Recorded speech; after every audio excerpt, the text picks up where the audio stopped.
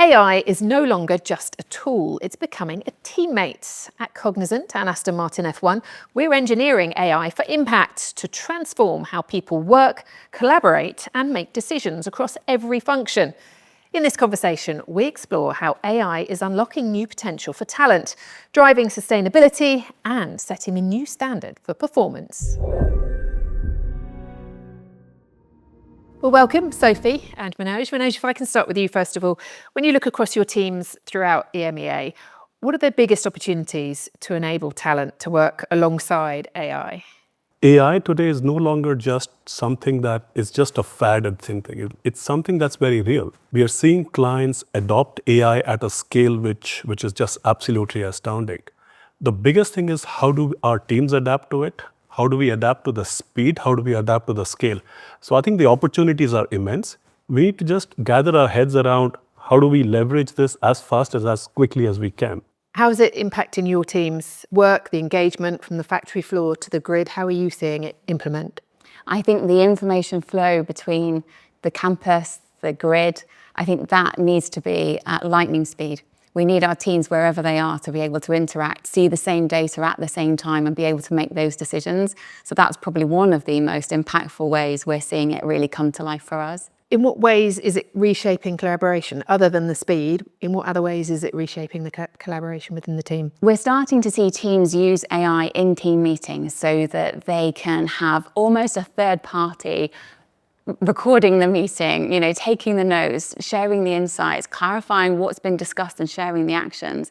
And some of that gives a record, if you like, for those teams to then reflect on, but it also brings a slightly unbiased view on what was captured in that conversation and what actions need to be taken. So it's using that as another way to capture progress, and make our teams more efficient. Does that take some of the emotion out of it as well?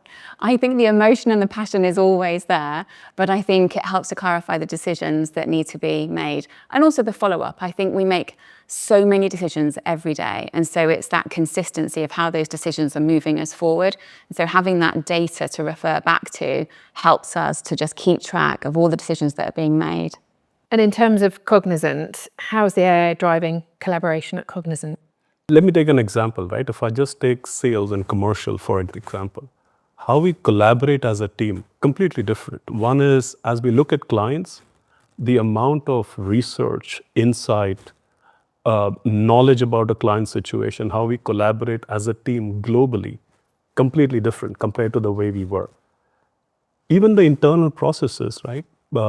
Managing our CRM systems, managing proposals, presentations, collateral, knowledge. It's not only just faster, it just changes completely how we collaborate, how do we interact. The best advantage, the way I look at it, the maximum usage of brain power, if I may call it that, is towards clients. The entire internal process is all so much more seamless and so much better with AI coming in, and it's easy to use. I think that's what makes it fun. Where do we start? I think that's the biggest Absolutely. question. Where do we start, right? There's just so much opportunity, indeed. Well, we could start with entry level, because I want to ask you about entry level talent and what can they do to gain a competitive edge in the age of AI? You look at the young generation today, the biggest advice is don't wait for processes and tools. If you come into organizations, start experimenting. But there are a couple of things which I really like. One is, within Cognizant, we've got something called My Skills. So we look at skills of today, we look at skills of the future. We've got over 200,000 people currently on the platform, people who are looking at the skills they need to develop as they build their career long term. That's one part of it. But the second thing, and this is something I love a lot, it's something that we call vibe coding. It's more of an initiative that we're driving internally. Vibe coding is brilliant. You can just define what you need in natural language. AI generates code for it. And now this is not just for coders and techies. We are encouraging HR to use it, Sophie, as well, because it just completely changes the way you look at the world of technology. So one is, how do you build the culture for the young talent? Second is, how do you embrace it and scale it? So I think it's really exciting time for the young talent of today. It is. And I think what I see is our teams are starting to explore how to use AI. They're starting to investigate, what could I do differently in order to create time, be more efficient? But I think one of the skill sets that we're looking at is that critical thinking, because you can't rely on AI. It's a lever to enable speed, pace, insight, but it still needs that human intelligence, that critical thinking to make the judgments and the assessments. So I think that's something that we're focusing on. We talked about speed. Obviously, if you can get things done quicker, economically, that's beneficial. So what are the incentives for businesses to invest in AI, in AI skilling now? What are the incentives other than speed? Is it purely speed? What else is there? Well, I think from our perspective, we have a cost cap in the Formula One world.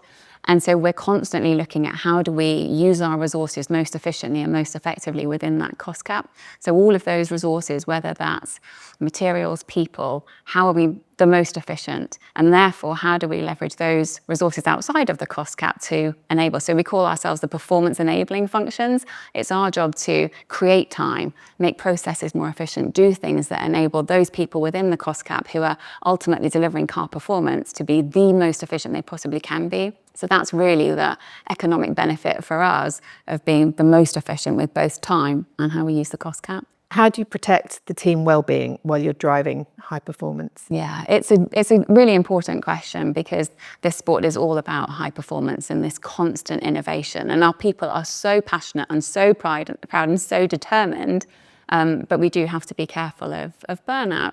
And so it's about sustainable high performance. And so that means determining what are those first order priorities. You know, where do we spend the most time? We spend a lot of time